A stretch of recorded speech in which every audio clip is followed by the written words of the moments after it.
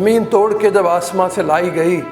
حسین تیرے لیے کربلا سجائی گئی۔ تاجدار انبیاء سرکار محمد مصطفیٰ صلی اللہ علیہ وسلم 11 ہجری کو دنیا سے تشریف لے جاتے ہیں۔ ان کی بشارت کے مطابق سیدہ فاطمہ الزہرا صرف 6 ماہ کے قلیل عرصے میں ہی عین عالم شباب میں اپنے بابا کے پاس تشریف لے جاتی ہیں۔ 40 ہجری میں بزر کوفہ کے محراب میں ابو الحسن ابو تراب حیدر کرار علی ابن ابی طالب کو شہید کر دیا گیا۔ رب کعبہ کی قسم میں کامیاب ہو گیا کا نعرہ بلند ہوا۔ 21 رمضان کا دن تھا 40 ہجری جب شیر خدا رسول اکرم صلی اللہ علیہ وسلم کی بارگاہ میں جا پہنچا۔ 50 ہجری کو آپ کے سید و سردار بیٹے امام حسن رضی اللہ عنہ کو ایک سازش کے تحت زہر دے دیا گیا۔ شاید یہ صلح کا انجام تھا جو کہ انہوں نے اپنے نانا جان کی امت کو قتل و غارت گری سے بچانے کے لیے کی تھی اور اپنے جد امجد کے صحابہ کو اس کا تحفہ دیا۔ خاص شرائط کے ساتھ صلح کر کے خلافت کو چھوڑ دیا، اور 50 ہجری کو آپ بھی اپنی والدہ مائدہ سیدہ فاطمہ کے قدموں میں دفن ہوئے کہ 60 ہجری میں امیر معاویہ وفات پا گئے، اور اپنی وفات سے قبل یعنی اپنی حیات میں یزید کو اپنا خلیفہ نامزد کر دیا، جو کہ امام حسن کے ساتھ کی گئی صلح کی صریحاً خلاف ورزی تھی، کیونکہ صلح کی شرائط میں سے ایک شرط یہ بھی تھی کہ امیر معاویہ جب تک حیات ہیں وہ تخت پر ہی رہیں، مگر اپنے بعد خلافت کا مسئلہ اپنے ساتھی خلفائے راشدین کی طرح چھوڑ دیں گے تاکہ امت جسے چاہے خلیفہ نامزد کرے۔ مگر انہوں نے صلح کی اس شرط کی پاسداری نہ کی اور یزید کو خلیفہ نامزد کر کے اس کی بیعت لینا شروع کر دی، اور اپنی وصیت میں اسے پابند کیا کہ وہ ان 4 افراد کے بیعت کے بغیر تیری خلافت مکمل نہ ہوگی: امام حسین ابن علی، عبداللہ بن عمر، عبداللہ ابن زبیر بن عوام اور حضرت عبدالرحمن ابن ابو بکر۔ یزید کا خط مدینہ کے گورنر ولید کو آیا کہ حسین ابن علی سے ہر صورت میں بیعت لی جائے۔ یزید کے حکم کے مطابق ولید نے امام حسین کو دارالعمارہ بلوایا۔ آپ جوانان بنی ہاشم کے ایک مضبوط گروہ کے ساتھ دربار میں تشریف لے گئے، مگر جوانان بنی ہاشم کو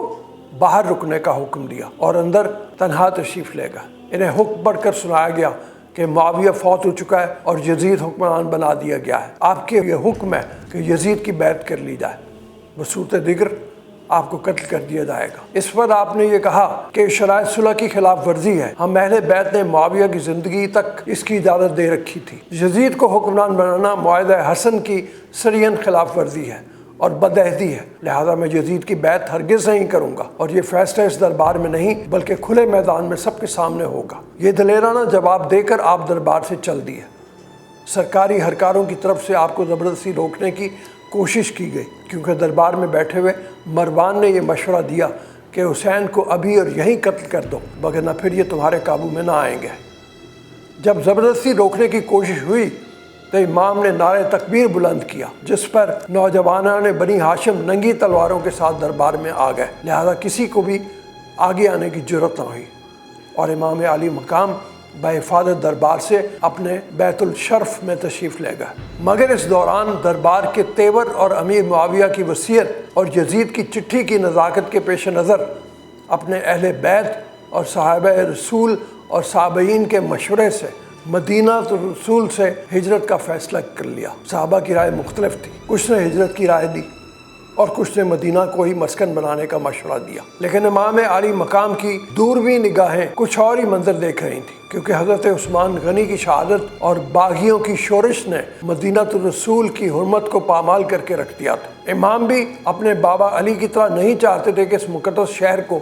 جو سلطان الانبیاء صلی اللہ علیہ وسلم کی آرام گاہ ہے،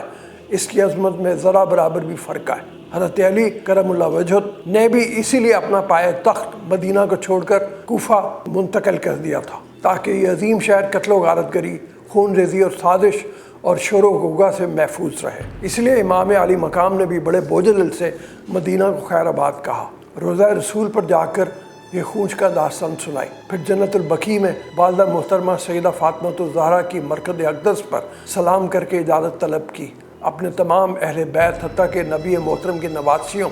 اور اپنے بیٹیوں تک کو ساتھ لیا، اور 28 رجب 60 ہجری کو مدینہ رسول صلی اللہ علیہ وسلم کو روتی آنکھوں سے الوداع کیا اور عازم مکہ ہوئے۔ آپ کا کل قافلہ اور ساز و سامان 53 اونٹوں پر مشتمل تھا، جس میں آپ کا ایک دن کا بیٹا شہزادہ علی اصغر بھی شامل تھا۔ یوں اپنے تمام اہل بیت کے کمروں کی چابیاں اور ذمہ داری امام المومنین سیدہ ام سلمہ کے سپرد کر کے ہجرت کی۔ یہ ازواج النبی میں سے واحد زوجہ رسول بچی تھی جو کہ 60 ہجری تک زندہ تھی۔ افسوس کہ حسین کے نانا تاجدار انبیاء صلی اللہ علیہ وسلم کو مشرکین نے مکہ سے ہجرت پر مجبور کیا، مگر یہاں معاملہ اس کے بالکل برعکس تھا، اور حالات اس قدر کشیدہ اور دگرگوں ہو چکے تھے کہ مسلمانوں نے حوث اقتدار میں جس رسول کا کلمہ پڑھتے تھے اس کے حقیقی نواسے اور جوانان جنت کے سردار کو مدینہ سے ہجرت پر مجبور کر دیا۔